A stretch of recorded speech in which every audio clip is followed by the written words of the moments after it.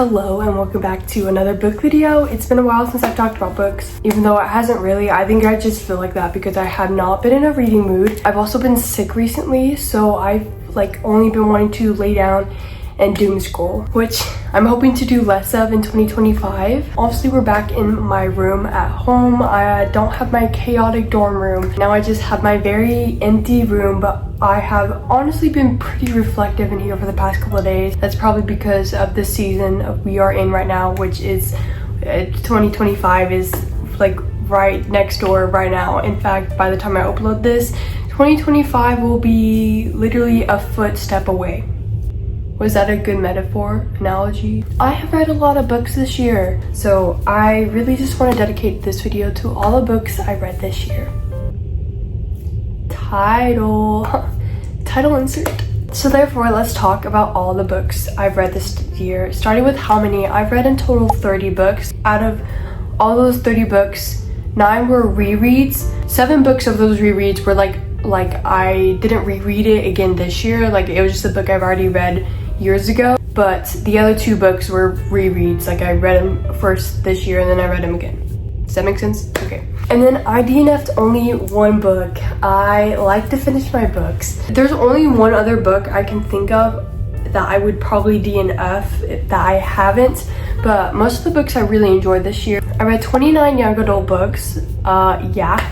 Like young adult. I read 20 fantasy books, 19 romance books, which is insane. I guess statistically, I got this from Fable by the way, but statistically I guess even if there's romance as a subplot, or if there's any type of romance in the book, it'll count it. But strictly romance books, I think I only have 2 strictly romance books. Oh no, but I do have a few romancy. Okay, maybe, I don't know. Anyways, I read 9 mysteries and 9 thrillers. I need to get that number up. Unfortunately, I do not have all the books here with me right now. I do have a few here, but since I don't have all of them, I won't show all of them physically. But I will go off and read a list of all the 30 books I read, because since it's only 30 books, I'm gonna go fast though. I know I don't want to be here for a while, because we already are gonna be here for a while, but this is in order, by the way. Ballad of Songbirds and Snakes, The Inheritance Games, The Hawthorne Legacy, The Final Gambit, Never Let Me Go, One of Us is Lying, Powerless, Divergent, Divine Rivals, Ruthless Vows, Powerless Again, Reckless, Powerful, A Good Girl's Guide to Murder, The Summer of Broken Rules, Better Than the Movies, Harry Potter and the Sorcerer's Stone, Harry Potter and the Chamber of Secrets, Harry Potter and the Prison of Azkaban, Harry Potter and Goblet of Fire, Harry Potter and Phoenix, Harry Potter and Half-Blood Prince, Harry Potter and Deathly Hallows, Six of Crows, Crooked Kingdom, The Naturals, Killer Instinct, All In, Bad Blood, Heartless Hunter, Better Than the Movies, again, because I'm annotating it again. The one book that I DNF'd was called Sweet Nightmare. So I want to talk about a few stats. We have logistical stats and then we have opinionated stats. First, we're going to do logistical stats. Here is a screenshot of all my rated books from Fable. My lowest rated book, obviously you can tell there's one book that has a 1 star, and then there's a big gap until my next lowest rating books, which were 3 stars. But my 1-star rated book this year was Divergent by Veronica Roth. I hate this book so much. If you want to see me talk in depth about these books, I have so many book videos where I will talk about these books. I think I read this one in April, so you'll find it in that video. But no, I hate this book so much. I technically didn't even fully finish it. I jumped around in the end because I was like, okay, I just need to see the ending because I couldn't handle it. Anyways, so I have a few 5-star rated books, but a lot of the 5-star rated books that I have are not I wouldn't consider them 5 stars now. I want to change my rating, but at the time when I rated this, it was more of the vibes, when I was reading it at the time, not necessarily the book, just the vibe. That makes no sense. 2 5-star books that I still think should be 5 stars now is Better Than the Movies and The Ballad of Songbirds and Snakes. Oh, that's ironic. I started reading The Ballad of Songbirds and Snakes was the first book I read this year, and Better Than the Movies is going to be the last book I read this year. The longest book I read was Harry Potter and the Order of Phoenix, which that one has 870 pages. And then the shortest book was Powerful, which that one had 256 pages. Which is obvious, that one is a novella. It's the only novella I've read this year. My most read new author, so an author I've never read, which is pretty easy to give to anyone since I barely read books before, but that was Jennifer Lynn Barnes. I read 7 books in total, 3 books from her Inheritance Games, and then 4 books from the Bad Blood series. Nope, not bad. And then 4 books from the Natural series. The longest time it took me to read a book was The Battle of Songbirds and Snakes. That book took me 9 months to read, and I even started reading that in 2023 last year. It took me a while to get through. It didn't even take me that long technically to read. I think I read a bit of the beginning and then just stopped reading it, and then during spring break I like binged the rest of the book. So technically it would only probably take me like maybe a few weeks. In the span of reading that book, it was 9 months. Oh, squirrel. I miss our campus squirrels. I don't see that many squirrels being home. On the opposite hand, the shortest time it took me to read a book was Reckless by Lauren Roberts, the second book in the Powerless trilogy. And that book took me 9 hours to read. I don't go out much, can you tell? That's it for our logistical stats. Now let's get into our opinionated stats. Starting with my favorite book this year. Again, I really needed like change and kind of organize the way I rate books, because this was not even a 5-star book, but it has been on my mind, and it like no book has matched this book this year. That is Six of Crows. I love that book so much. I wish I could reread it right now, but unfortunately those books are a few hours away from where I am right now. So, wonderful book, wonderful duology. I can't wait to read the trilogy Shadow and Bone, which is contained into the same world. My favorite female main character was Cassie Hobbs or Avery Grahams. That's kind of funny to say because both of those main characters are both the female main characters in both. Can I stop saying both? Both these characters are the female main characters in Jennifer Lynn Barnes series, so either Inheritance Games or the Natural series. And so I think it's just really funny that both of them are Jennifer Lynn Barnes characters. My favorite male main characters were Wes Bennett and then Dean Redding. Dean is also a male main character in the Natural series by Jennifer Lynn Barnes, but Wes is from Better Than the Movies. I haven't read the sequel. I'm nervous by what I've seen. I really liked Wes's character. I don't know. I think also rereading Better Than the Movies, when you really see, spoilers alert, but when you really see, he is so obvious about the way he feels about Liz. And the first time you read it, you can't really tell, or you think he's just being like a stupid like childhood whatever. But it's just really, it's so fun to see. It's so fun to read. Now on the opposite side, my least favorite female main character was Tris from Divergent. She's the main reason why I hate this book so much and why I gave it a 1-star. And I complained about her in my April reading recap, so you can go watch that, because if I would talk about her, we'd be here for a little while. And then also my least favorite male main character is Gideon Sharp from, what even book? Oh, Heartless Hunter. I also had problems with that book. Specifically with Gideon though, I love the female main character in that one, the first half, but I felt like her writing and her character kind of fell off the second half of the book. On the other hand, the male main character, he just felt bland. He just didn't feel like he had a personality.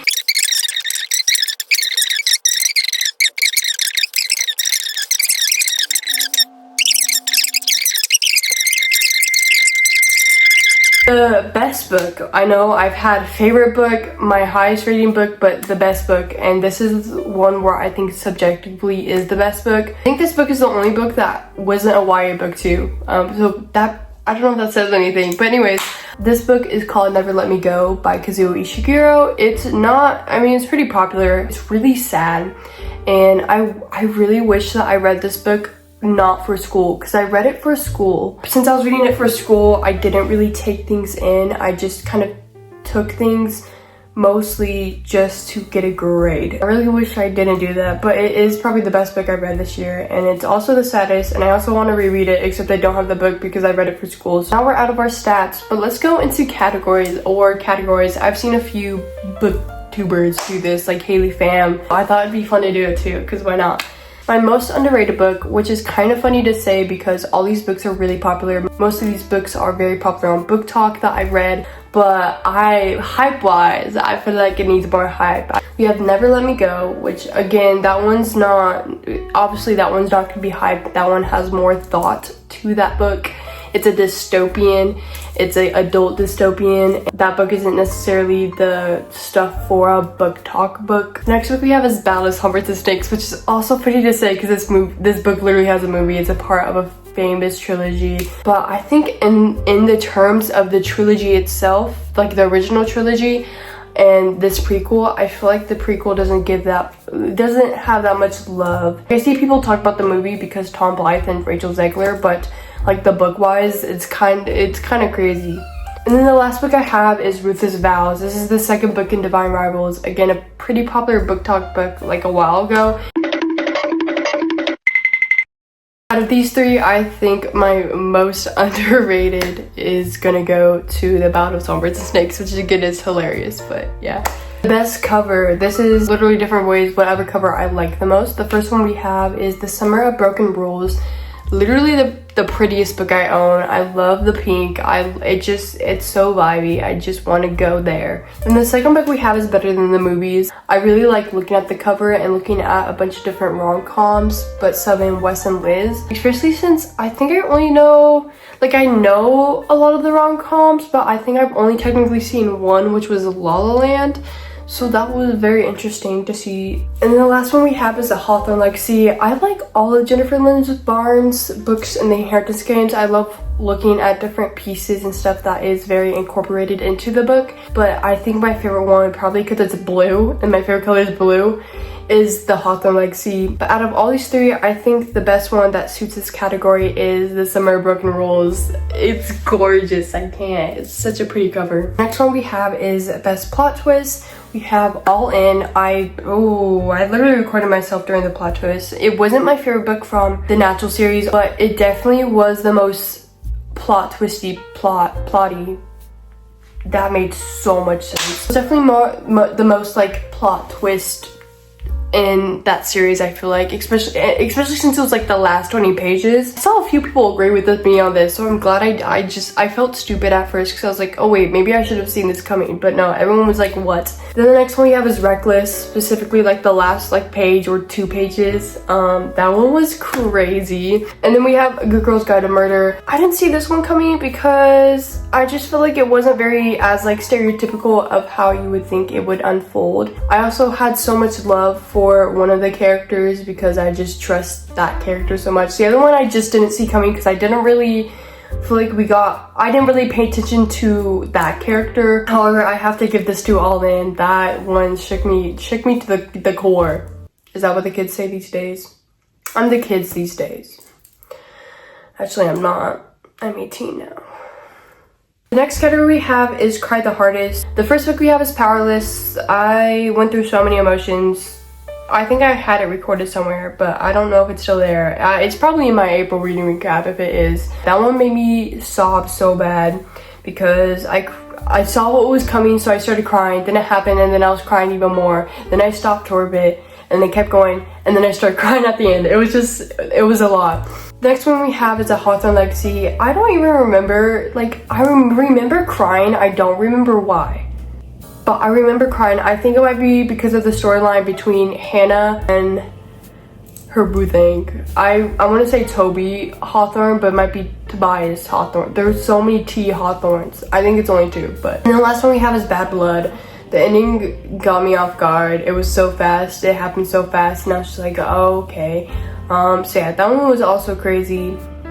But I do have to give this to Powerless. That one like pulled my heart and put it back in and then pulled it out again. So yeah. Next one we have is Would Insert As Me. Like I would insert myself into this world.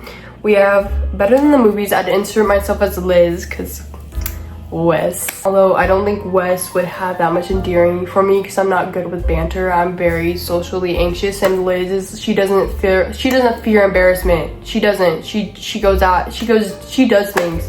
Then I have Meredith Fox from The Summer of Broken Rules. You know, you have a family that owns like a plot in Martha's Vineyard. You meet a cute guy. You have a great summer vacation. She does have a dead sister, but I don't even have a sister, so. And the last one we have is Avery Grams from the Inheritance Game series. She just gets rich. She does experience a lot of publicity hate. I said that word so right. and she does get attemptedly killed, but she has a lot of money. And she has Jameson Hawthorne and Xander Hawthorne. Let's talk about Xander Hawthorne. So yeah, this is gonna go to Avery because money. Next one we have is a book I wish I could erase my memory to. I have Powerless, again, crazy book. Six of Crows. I love this book, and I definitely want to erase it because I had no idea what was happening. I had no idea what the words were. And it would be a much enjoyable probably if my brain knew what was knew what was happening. Last one we have is Divine Rivals because I feel like I didn't appreciate it the first time, but I definitely would give this to Six of Crows. Again, amazing book, amazing book. The books that surprised me the most, first we have is Six of Crows, great book. One of Us is Lying, another good book. This was specifically because my brother had this book and he was like, here, you can have it. And this was like the beginning of my book reading journey, and I didn't really want to read it, but then once I did, I was like, oh, this is a good book, specifically because of the characters. And yeah, I really like that book. Is really fun to read and I really like it. Last one we have is Killer Instinct, which is the second book in the Natural series.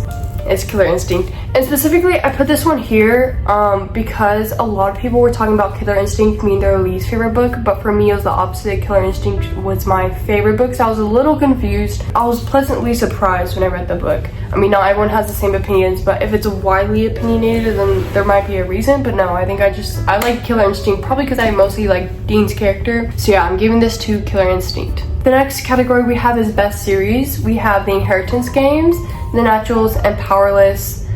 I'm gonna have to give this to an Inheritance Games. I mean, Powerless is not still finished. The Naturals was pretty good, but The Inheritance Games was really what it started it all, and I really wish I could also wipe my memory and read that series again. I don't even know how to explain it, but I felt like I was like, I don't even know. It felt nice reading the book. And then my last category I have is Best Quotes. We only have 2 quotes on here, but the first one I have is from Better Than the Movies, which I'm annotating right now, and this one says, sometimes we get so tied up in our idea of what we think we want that we miss out on all the amazingness of what we could have. I don't think I used those commas right. Anyways, this one's really nice, and I think this one's really true, and I think I really need to stick with this one, especially with our next year. I feel like I'm so busy seeing on social media all these things that are there, and I just want so many of it, but I have to look around at my real life and see what I have and be grateful for what I have, honestly. And then the other quote is, it had never occurred to me that our lives, which had been so closely interwoven, could unravel with such speed. If I had known, maybe I'd have kept a tighter hold of them and not let unseen tides pull us apart. I stumbled all over that quote, but that quote wish them never let me go. Again, sad book, great book, sad book. But I remember when I was annotating this book, this quote really stuck out to me, not in an annotating for school type of way, but annotating because I kind of related even then, which was crazy because I was still in high school and I was getting towards the end of high school, but even the relationships that I had then, I got really comfortable with being by myself and being alone, and it took me a while to do that throughout high school. Like, I'm very introverted, but it's ironic because I just want to be around people, but I'm also introverted. It's a weird combination. I think then I really appreciated the fact that, you know, even if my friendships don't work out great and it's not as close as I want them because of unforeseen circumstances, or even just personally, like, you know, you don't always connect with people 100%. I do need to know that, like, I have myself, but I think it also hurt a lot more when I was reading this because I wasn't fully there yet. I don't know, I wish I kind of hold those moments with the people that I loved a lot more, especially now that I left a lot of them. But yeah, quote-wise, that one definitely won. That one still sticks to me this day. Read it, never let me go, please, I beg. Okay. I know I yapped a lot, but we're gonna yap some more because I just talked about every book I've read in 2024. I talked about the books that I've read and the experience I had this 2024, and I'm so grateful I got back into reading because, you know, I wasn't a big reader unless you threw historical fiction in the face at me when I was in middle school. I don't know why, but I was obsessed with historical fiction. I think it's because I love history so much, except US history. I hate US history, which probably explains why I didn't like Hamilton that much. I don't know. Now that we have all the past out of the way, let's talk about the future. Let's talk about 2025. That's gonna be my year, for real. I say that every year. But let's talk about the books for 2025. So for my book goals, last year I originally put that I wanted to read 12 books I said last year like it's already 2025. This past year, I originally put that I wanted to read 12 books, a book for every month, when I really started like wanting to read. But obviously I surpassed that like heavily, so I had to update that to 24, and then I ended up reading 30. I started really reading in March, so I had 2 months left of like reading time. So I think 30 is perfect. I don't want to do like a really high goal that I won't be able to accomplish, because I just feel like that like misses the point. Reading goals honestly aren't everything. I feel like reading goals can really strain your relationship with reading, because you feel like you have to read this much, especially when you compare your reading goal to other people online. But yeah, mine's gonna be 30, which is the amount of books I read this year. My new releases that I'm so excited to read is The Sunrise of the Reaping by Suzanne Collins. This is Haymit's story, and I'm really interested to see what she writes about, because we kind of know what happens in his Hunger Games, but I'm also interested to see other characters we kind of know of. And then we also have Fearless. This is the trilogy. This is going to be the last book in the Powerless series, and so I'm really excited to end it, especially after the plot twist at the end of Reckless. And then I put Rebel Witch on here, even though I kind of didn't like Heartless Hunter. I'm really interested to see where that series go based on how it left off.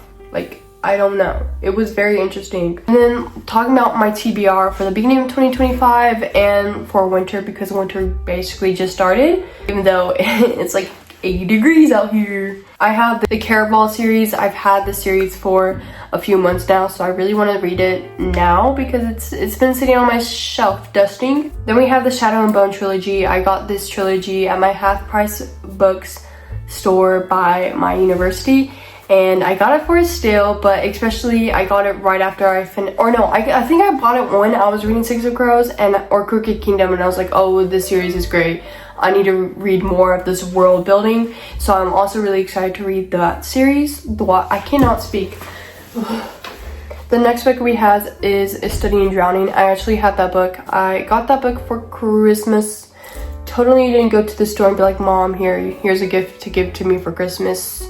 But I'm also excited to read that one because it's kind of a new genre that I really want to explore. Dark Academia. Is that one romance? I need to stop reading romance books. Not that they're bad. They're just kind of, they don't have fun in it anymore. They're all the same. Then the next book that I have is Sweet Nightmare, which I know what you're gonna think. Oh, isn't that the book You Do Enough? Yeah, it's the book I Do Enough. Then the next book series I have is Divine Rivals. The series, I want to reread that because I just feel like it's a good time to. Then we have the Renegade series. I don't have those books yet. I don't have those books yet, but I have been wanting to read it, and my friend has been hardcore recommending me. I can't speak. Guys, we're almost done, I swear. My friend has been recommending this series, and so I really do want to read it. And then the last book I want to read is One Dark Window. I'm also nervous to read this book because this one isn't a YA technically, and obviously there's nothing wrong with non-YA books, but it's a romance, I think. And so non-YA romance books are scary because they contain, and I don't like reading personally. So yeah, that's all the books that I have lined up for 2025. Thank you so much for coming on this book journey with me as I read. If you have been here for a while, even if you haven't, thank you so much for being here. Yeah, this is awkward. Anyways. Oh, I didn't even say the line. I hope you guys stay happy, safe, and cozy, and I'll see you guys next video.